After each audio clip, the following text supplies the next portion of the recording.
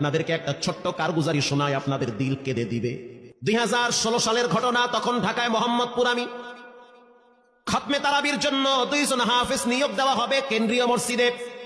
অনেক হাফেজে কোরআনরা সিরিয়াল ধরেছে তারাবি পড়াবে।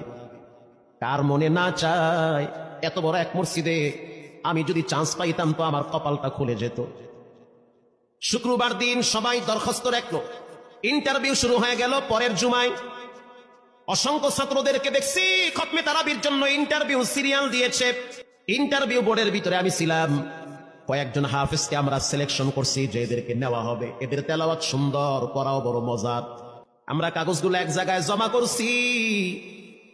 পরের জুমায় আমরা ঘোষণা দিয়ে দিব কোন মায়ের সন্তান চান্স পাবে। পরের জুমায় যখন জুমার নামাজের পর 3টার দিকে যখন আমরা বসে বসে ফলাফলগুলা দেখতেছি যে কাকে কত নাম্বার দেওয়া হয়েছে, দরওয়াজা লাগাই দিছি, জানলা লাগাই দিছি, এসি ছেড়ে দেওয়া হয়েছে, সব লাগানো, বাহির থেকে কিছুই দেখা যায় না। ইন দি মিন টাইমে মসজিদের বারান্দার দরওয়াজায় কে যেন নক করতেছে। খাদেম সাহেব আস্তে করে জানলা খুইলা উকি মাইরা দেখতেছে যে 2টা ছোট বাচ্চা বাহিরে দাঁড়িয়ে আছে, একেবারে অল্প বয়স।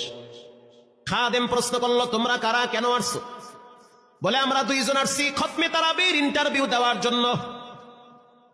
খাদেম সাহেব একবার পায়ের দিকে তাকায়, আবার জামার দিকে তাকায়, কারণ কথার সাথে বাহ্যিক সুরত মিলে না। অন্য ছাত্রদেরকে দেখছি কত উন্নত পোশাক পরে, গেটআপ কত সুন্দর করে ইন্টারভিউ দেওয়ার জন্য আসছে। আর এই 2 জনের দিকে তাকায় দেখলাম মনে হয় রাস্তায় ভিক্ষা করতে করতে আইছে, মানায় না, একেবারে গরিব।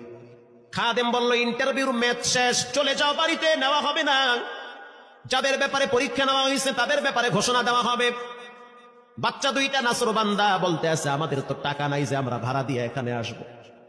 বাবাই বড় কষ্ট করে 2-4টা টাকা জমা কইরা পকেটে দিয়া পাঠায় দিছে, এজন্য আসতে দেরি হয়েছে। খাদেমের বড় মায়া লাগছে, কারণ খাদেমও গরিবের সন্তান। ভিতরে গিয়া মুয়াজ্জিম সাহেবের বলতে আছে, ও ভাই, বাহিরে 2টা বাচ্চা দাঁড়ায় আছে, ওরা নাকি হাফেজে কোরআন, কিন্তু দেখলে তো মানায় না। মুয়াজ্জিম সাহেব ধমক দিয়া বলতে আছে, কোনো সুযোগ নাই, তাড়ায় দাও। খাদেম গিয়া ইমামের কানে কানে বলতে আছে, হুজুর, বাহিরে 2টা বাচ্চা দাঁড়িয়ে আছে, চেহারার ভিতরে এত মায়া, কিন্তু বাহ্যিক সুরত মিলে না, ওরা নাকি কোরআনের হাফেজ। পাশেই তো রহমানিয়ার মুহাদ্দিস সাহেব বসা আছে, তিনি বলতে আছে, কি ব্যাপার, ফিস ফিস করে আপনি কি বলতেছেন? বলে, হুজুর, বাহিরে 2টা বাচ্চা দাঁড়িয়ে আছে, তারা খতমে তারাবির ইন্টারভিউ দিতে চায়। মুহাদ্দিস সাহেব বলল, কোনো কথা নাই, আল্লাহর ঘরের দরওয়াজা খুলে দাও, এখানে কোনো পার্সিয়ালিটি চলবে না। আল্লাহর ঘরের দরওয়াজা সবার জন্য খুলে দেওয়া হবে, আসতে দাও, ভিতরে বসতে দাও। যদিও ওদেরকে দেখতে মানায় না, বংশগত তেমন মর্যাদা নাই, ভিতরে আল্লাহর কোরআন থাকার কারণে আমাদের উপরে ওয়াজিব হয়ে গেছে তাদেরকে সম্মান করা। কোন দিক থেকে মানায় না, কিন্তু ভিতরে আল্লাহর কোরআন আছে, এজন্য তাদের মর্যাদা অনেক বেশি। এবার বাচ্চা 2টা বাহিরে উজুখানায় গিয়া সুন্দর করে উজু বানাইল। উজু বানাইয়া ভিতরে ঢুইকা আমি তাকায় দেখতেছি লঙ্গির এক মাথা নিচে আর এক মাথা উপরে। এতটাই ভয়াবহ অবস্থা, কিন্তু আজীব দৃশ্য। 2 জনের চেহারা একই রকম লাগে, 2 জনের চেহারা একই রকম লাগে। কে বড় কে ছোট বোঝা বড় কঠিন হয়ে গেছে। মুসলমান ভাইয়েরা আমার, ইমাম সাহেব প্রশ্ন করলো, তোমরা 2 জনের বাড়ি কোথায়? বলে, আমরা নারায়ণগঞ্জে ভাড়া থাকি। বাড়ি কোথায়? বলে, আমাদের বাড়ি কুড়িগ্রামে। কুড়িগ্রাম থেকে ঢাকায় কেমনে আসছো? বলে, বাবাই ঢাকায় নিয়ে আসছে। কয় মাসে কোরআন শরীফ খতম করেছো? বলে, আমরা 2 জনে 11 মাসে 30 পারা কোরআন খতম করেছি। ইমাম সাহেব একবার চেহারার দিকে তাকায়, আর একবার পায়ের দিকে তাকায়। স্থানীয় গণ্যমান্য অনেক ব্যক্তিরা তাকায় আছে এদের দিকে। ইমাম সাহেব বলতে আছে, বাবা, তারাবির ইন্টারভিউ শেষ হয়ে গেছে, বাড়ি চলে যাও। যেটা একটু দেখতে ছোট, ও চোখের পানি দেখলাম টিস্যু দিয়া মুছতেছে। কেন কাঁদতেছো? বলে, আমরা গরিব, তার জন্য মনে হয় আমাদেরকে তাড়ায়া দিতেছেন। আমরা জানতাম না ইন্টারভিউ তাড়াতাড়ি শেষ হয়ে যাবে, আসতে দেরি হয়েছে, কারণ আমাদের তো ভাড়া টাকা ছিল না, বাবাই কষ্ট করে কিছু টাকা দিয়েছে, সেটা দিয়ে এখানে আসছি। এবার মুহাদ্দিস সাহেব বলতে আছে, তাহলে একটা কাজ করো, তুমি কিছু তেলাওয়াত করে শোনাও।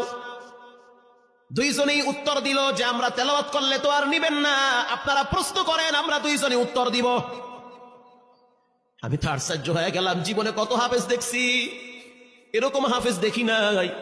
প্রশ্ন করবেন, আমি উত্তর দিব। বুঝতে পারলাম ভিতরের খবর কেউ না জানলেও একজন জানেন, তিনি হলেন কে?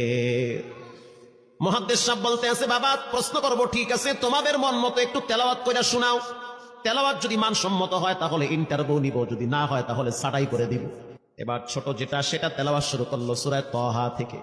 তাহা মা আনজালনা আলাইকাল কুরআনা লিতাশকা। এত সুন্দর পড়া মনে হইতেছে আসমান থেকে কোরআন নাজিল হইতেছে। এত সুন্দর পড়া, কত রঙের ঢঙের পড়া শুনলাম, এই পড়া কোনোদিন শুনি নাই।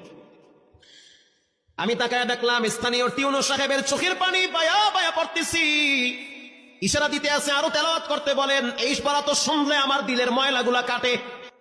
আল্লাহর ঘরে যখন গেছি বাইতুল্লাহ ফজরের টাইমে ইমাম সাহেব তেলাওয়াত করলে যেমন মনে হইতে আছে ওই কোরআনের আওয়াজটা এখন এই মসজিদে বাজতেছে।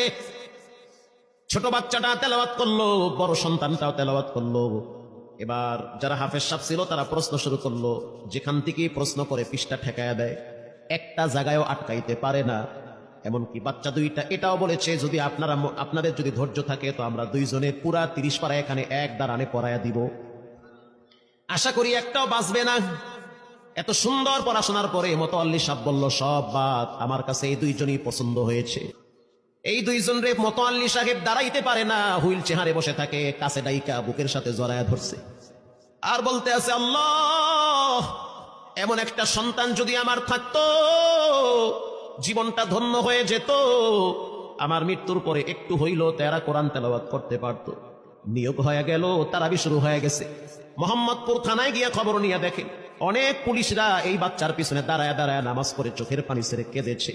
শুধু তাই নয়, অনেক হিন্দু মহিলারা পর্যন্ত রাস্তায় হাঁটার সময় তেলাওয়াতের আওয়াজে দাঁড়ায় দাঁড়ায় কোরআন শ্রবণ করেছে। শুধু তাই নয়, অনেক বড় বড় ডাকাত, মাস্তান, সন্ত্রাস, কিশোর গ্যাংয়েরা পর্যন্ত দাঁড়ায় দাঁড়ায় কোরআনের আওয়াজ শুনেছে। 17ই রমজান দেশে বদর দিবস, হাজার হাজার মুসল্লি দাঁড়িয়ে আছি। ইমাম সাহেব জানে না যে এরা দুইজনে আপন মায়ের পেটের ভাই হয়, এটা ইমামের জানা নাই। দুইজনে তারাবি চলতে আছে, চমৎকার পড়া, পিছনে শত শত মাওলানা মুফতি দাঁড়ায় থাকে। মনে হইতেছে তেলাওয়াতের আওয়াজে আর এক জগতে হারিয়ে যায়, এত সুন্দর পড়া। তারাবি শেষ হয়ে গেল, মুসাফা শুরু হয়ে গেল। বাচ্চা দুইটারে কেউ বুকের সাথে জড়ায়, কেউ কপালে চুমা দেয়, বলে আল্লাহর কোরআনকে চুমা দেই। হাজার হাজার মানুষ যখন আস্তে আস্তে নামাজ শেষ করে চলে গেল, একেবারে মসজিদের পিছনে বারান্দার পরে আরো একটা বারান্দা থাকে, ওই বারান্দায় এক লোক বসে বসে গামছা দিয়া চোখের পানি মুছতেছে। কিছুক্ষণ পরে লোকটা দেওয়ালের সাথে কপালটা ঠেকায় দিয়া একেবারে অস্থির হয়ে গেল, মনে হচ্ছে তার ভিতরে কাঁপুনি শুরু হয়ে গেছে। কিছু মুসল্লি গিয়া প্রশ্ন করলো, কি হয়েছে আপনার? বলে আমার কিছুই হয় নাই। টাকা লাগবে? বলে না, টাকা লাগবে না। তাহলে আপনি কেন এখানে কাঁদতেছেন? বলে আমি এমনি কাঁদতেছি, এটা কষ্টের কান্না না, এটা খুশির কান্না। এটা কষ্টের কান্না না, এটা খুশির কান্না, আনন্দর কান্না। আল বুকা মিনাল ফারাহ। অতি সুখে মানুষ কখনো কখনো কেঁদে দেয়, চোখের পানি ছেড়ে দেয়। ইমাম সাহেব বলল পিছনে কে? লোকটা তাকে সামনে নিয়ে আসে।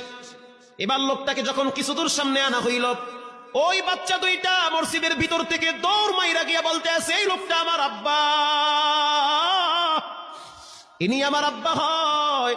ধমক দিবেন না, রাগ করবেন না, আমার আব্বা ঢাকা শহরে রিক্সা চালায়। রিক্সা চালায় চালায় আমাদের দুইটা ভাইরে কোরআনের হাফেজ বানাইছে। ইমাম সাহেব ধমক দিয়া বলতে আছে, আপনি কেন দেরি করলেন? আগে কেন আসলেন না? রিক্সাওয়ালা বলতে আছে, আমি যদি আগে আসতাম আর যদি পরিচয় দিতাম আমি রিক্সাওয়ালা, হয়তো আমার বাচ্চা দুইটারে মানুষ খোটা দিবে যে রিক্সাওয়ালার পোলা।